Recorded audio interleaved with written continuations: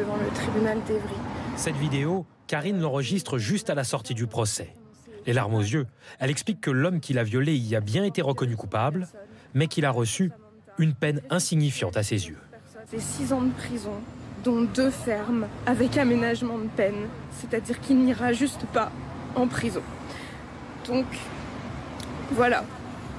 Est-ce que vraiment à Évry c'est normal ça? Je suis désolée, mais sous un quinquennat où soi-disant la priorité c'est les violences faites aux femmes, etc., ça n'est pas juste. Tout ça c'est pas juste. Elle avait 18 ans à l'époque des faits. Son agresseur, lui, en avait 34. Chauffeur de taxi qui exerçait illégalement sans permis et déjà condamné pour agression sexuelle. Il utilisait son métier pour attirer les jeunes filles dans sa voiture. Il n'a jamais été emprisonné.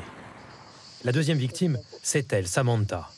Cela fait 6 ans qu'elle espérait la justice.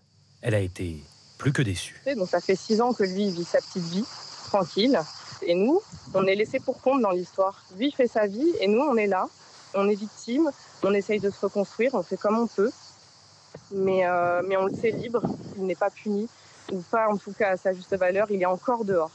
Si le juge a pris une telle décision, c'est que l'accusé, qui reconnaît les faits, a aussi montré qu'il bénéficiait maintenant d'un suivi psychologique, qu'il n'avait pas été accusé de nouveau passage à l'acte, qu'il avait un enfant, était en couple et avait un emploi stable.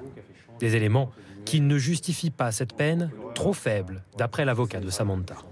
Pendant les débats, un expert psychiatre a dit qu'il était trop tôt pour juger de la dangerosité de cet homme, qu'il fallait un recul certain, encore de nombreuses années.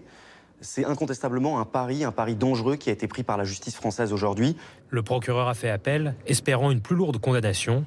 Un nouveau procès se tiendra dans 2 ans.